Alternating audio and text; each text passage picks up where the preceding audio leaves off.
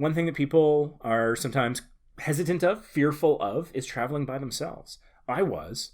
I didn't want to be the sad guy eating by himself in a restaurant and everybody being like, well, I guess his date didn't show. I mean, I don't know these people. I shouldn't care so much about what they think. But, solo travel, I think, can be really good too. I think people should spend some time and live on their own. Some people go directly from living with their parents to being married, and they never spend time living on their own. I think that's incredibly valuable. What you do when you're alone for an extended period, I think, is how you discover yourself.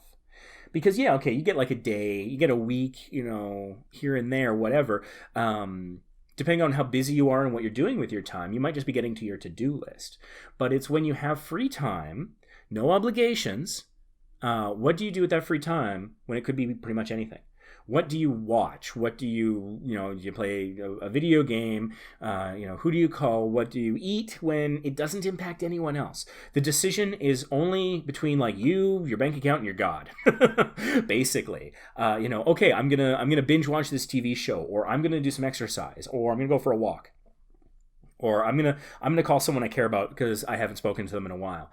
But it's like you're making a decision, and it's not like, oh, if I binge watch the show, am I going to keep somebody up? Oh, I'm binge watching the show, I'm not doing the dishes. Am I is my roommate going to hate me for that? Or oh, should I be spending time with my spouse? Instead of vacuuming, or like you get rid of a lot of those trade-offs, and then it just becomes about what you do with your time when you're the only one being affected. And I think that's a big part of how we discover who we are. In our modern world, first world problem, admittedly, we have so many options for entertainment, and thank you for joining us here at Vacation Impossible. It means a lot. But there's a million other channels you could be watching on YouTube, probably 100,000 other podcasts. You could be doing virtually anything with your time. And maybe you're multitasking. Maybe you're listening to us while you clean your house or driving your commute every day, in which case, go do the thing and be awesome.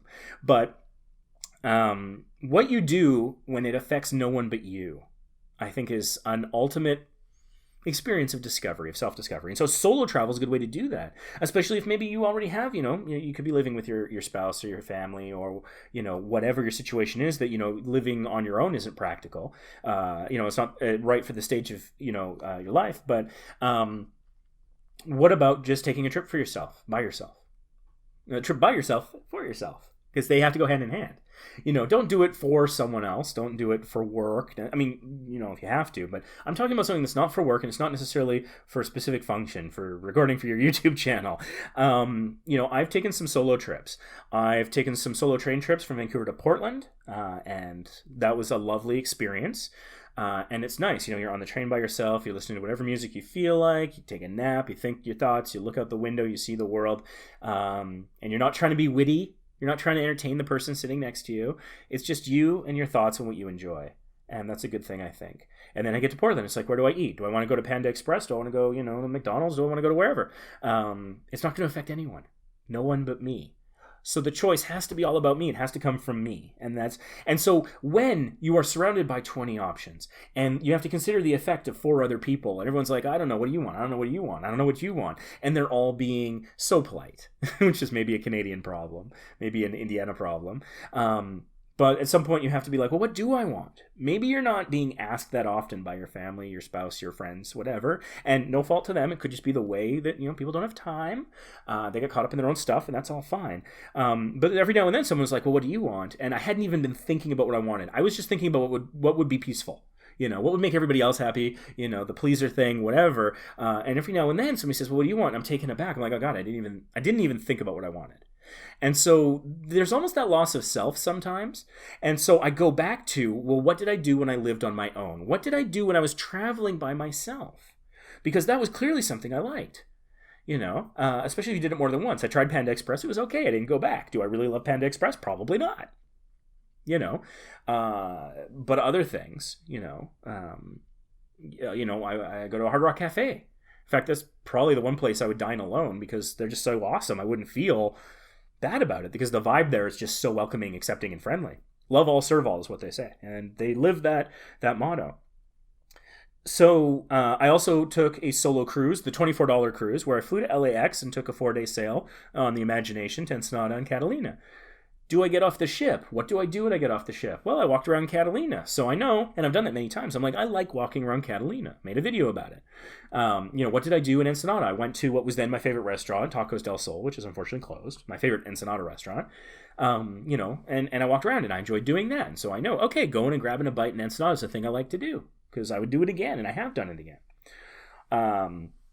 So, dining with strangers at the main dining room, MDR, on a cruise ship.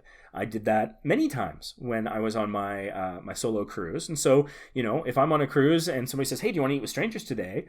If I'm not certain, I'm like, well, you know what? When I was by myself, I enjoyed it a lot. So, yeah, I think I do. So, that's great. And so some tips for solo cruisers, I think, is to bring entertainment and things like that. So maybe you don't feel alone if you're getting a little homesick or feeling a little lonely. Some good music, some things to watch, a game to play on your electronic device is good.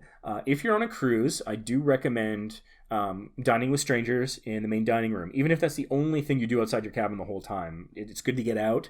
It's good to talk to people. Everyone else there is of a somewhat similar mindset because they've all chosen to eat with strangers. So you already have a few things in common. You're all on the same cruise, going to the same places at the same time. Those are some choices you made. If you're looking for conversation topics, there are a few. Hey, why'd you pick this cruise? What are you looking forward to in Ensenada? What was your favorite cruise? What's your next cruise? And that's one of the things I really like about cruising is because you've got these things that you can talk to anyone about. You could be in line at, the buffet, and you could probably turn to anyone and say like, hey, so what do you like about Ensenada? We're going there tomorrow. What are you doing? Few people are going to be like, don't talk to me, crazy person. They're going to be like, oh, hey, yeah, no, I'm going to take the 10 best tour or whatever. I'm going to the blowhole or whatever they're doing. And so you still get that interaction with other people, which is good for sanity. There are studies that show that. So, yeah, I think solo travel can be very important, and I think it's something everybody should do a little of. And but also part of it is, remain social, remain friendly, opening to meeting new people and having new experiences. Of course, look after your safety, of course. Thank you. I hope this was enjoyable. Please, as I've said many times, reach out to us in a variety of ways. You can email us, hit us up on social media. If you haven't subscribed, please do so. It helps us unlock additional functionality. Give our videos a little thumbs up so more people can see them, and comment because we love to engage with you guys. We've learned so much from the comments on YouTube videos. It's amazing. And we've also, frankly, helped clear up some misunderstandings that way as well. People thought things worked a particular way and they didn't. So, thank you so much. This has been a blast. You never know, travel opportunities crop up all over the place. So thank you so much for listening, and we will see you next time.